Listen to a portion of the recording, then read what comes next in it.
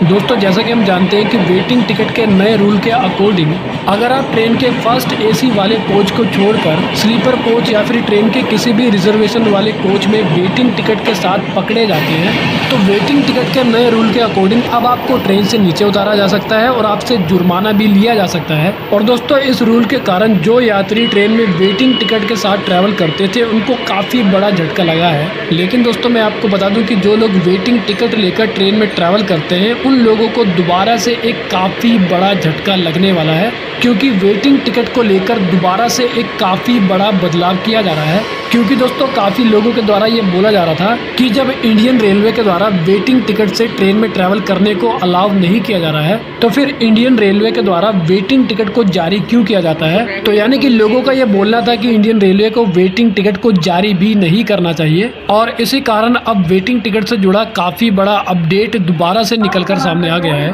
और इस अपडेट में ऐसा बताया जा रहा है कि ट्रेन में जारी होने वाली जो वेटिंग टिकट की संख्या होती है उनको काफ़ी ज़्यादा कम कर दिया जाएगा, क्योंकि जैसा कि हम जानते हैं कि ट्रेनों में जो सीटों की संख्या होती है वो काफ़ी ज़्यादा कम होती है, लेकिन इसके बावजूद भी वेटिंग टिकट वालों की जो लिस्ट होती है वो बहुत ही ज़्यादा लंबी हो जाती है। जबकि इस वेटिंग लिस्ट में से कुछ ही लोगों का जो टिकट होता है वो कंफर्म हो पाता है और बाकी सारे लोगों का जो टिकट होता है वो कंफर्म नहीं हो पाता है। और जब लोगों का टिकट ही कंफर्म नहीं हो पाता है तो उसके बाद लोग वेटिंग टिकट के साथ ही ट्रेन में सफ़र करते हैं, जिसके कारण ट्रेन में बहुत ही ज़्यादा भीड़ भाड़ हमें देखने को मिलती है। लेकिन अगर बात करें वेटिंग टिकट से जुड़ी इस दूसरी सबसे बड़ी न्यूज़ के बारे में तो बेसिकली दोस्तों अमर उजाला के एक न्यूज़ आर्टिकल में ऐसा बताया गया कि अब आर्टिफिशियल इंटेलिजेंस की मदद से जो वेटिंग टिकट बुक करने का पूरा प्रोसेस होता है उसमें आपको कुछ अब बड़े बदलाव देखने को मिलने वाले हैं। और इस न्यूज़ आर्टिकल में ऐसा बताया गया कि अब इंडियन रेलवे के द्वारा 10% से ज़्यादा वेटिंग टिकट को भी जारी नहीं किया जाएगा। यानी कि एग्जाम्पल के लिए अगर किसी ट्रेन में 40 वेटिंग टिकट अपने आप ही कंफर्म हो जाती है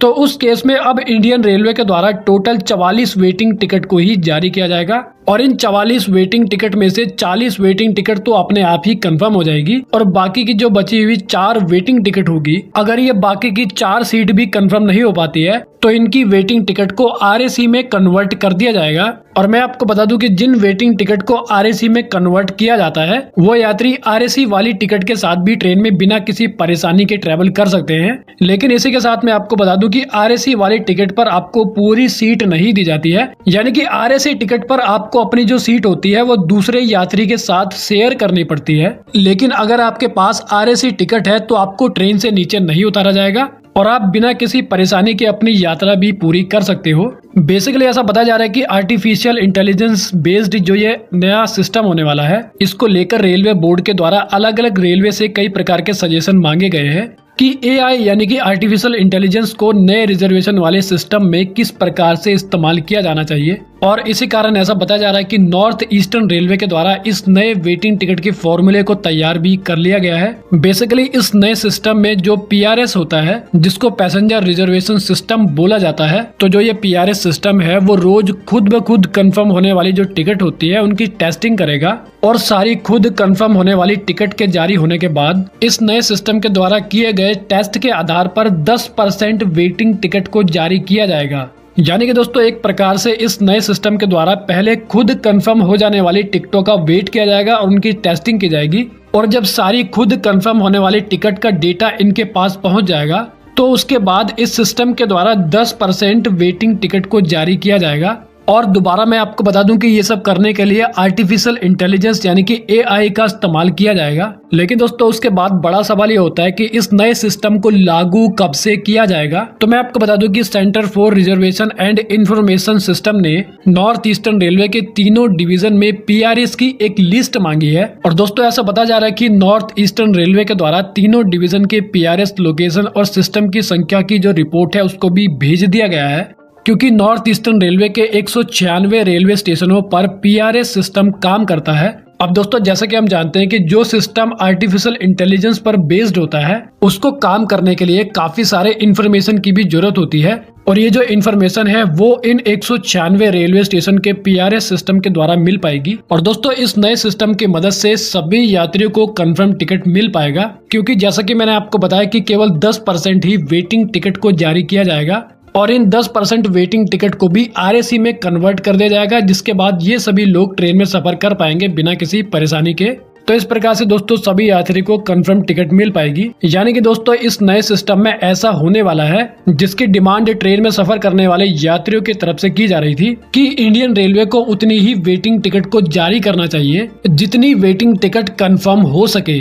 तो कुछ इसी प्रकार से अब ये आपको सिस्टम देखने को मिलेगा। तो दोबारा दोस्तों सवाल ये होता है कि इस सिस्टम को आखिर लागू कब से किया जाएगा। तो दोस्तों ऐसा बताया जा रहा है कि 1 जनवरी को जब ट्रेनों के नए टाइम टेबल को जारी किया जाएगा तो उसी समय इस नए सिस्टम को भी लागू किया जा सकता है। हालांकि जैसा कि मैंने आपको इस वीडियो में बताया कि इस नए सिस्टम को लेकर काफी सारी तैयारियां भी की जा रही है, लेकिन अभी के लिए ऐसा बताया जा रहा है कि रेलवे के किसी भी अधिकारी की तरफ से इस नए सिस्टम को लेकर कोई भी खुलकर बात नहीं की जा रही है, क्योंकि दोस्तों हो सकता है कि फिलहाल अभी इस सिस्टम पर केवल काम किया जा रहा हो और जब ये नया सिस्टम पूरी तरह से इस्तेमाल करने के लिए रेडी हो जाएगा तब इससे जुड़ी जो ऑफिशियल जानकारी है वो रेलवे की तरफ से जारी की जा सकती है। लेकिन दोस्तों एक बड़ा सवाल और होता है कि जो 10% वेटिंग टिकट को जारी किया जाएगा, क्या वो सभी 10% वेटिंग टिकट को RAC में कन्वर्ट करना पॉसिबल है या नहीं। तो दोस्तों मैं आपको बता दूं कि ट्रेन का जो स्लीपर कोच होता है उसके अलावा जो 3rd AC वाला कोच होता है और जो 2nd AC वाला कोच होता है, तो इन सभी तीनों कैटेगरी के कोच के हर एक डब्बे में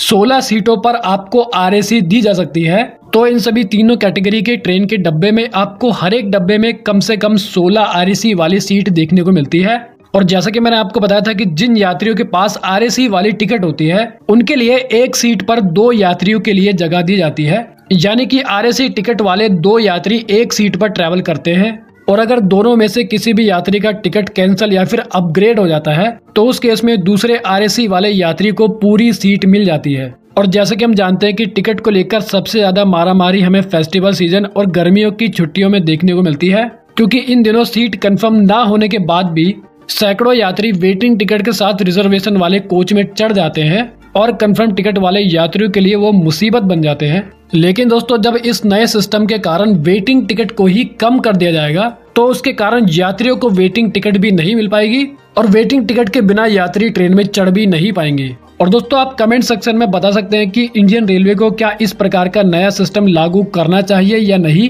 जहां पर इंडियन रेलवे के द्वारा उतनी ही वेटिंग टिकट को जारी की जाए जितनी वेटिंग टिकट कंफर्म हो सके। तो वेल दोस्तों इस वीडियो में इतना ही। I hope you like the video. तो फिर मिलेंगे अगली वीडियो में, जब तक के लिए जय हिंद।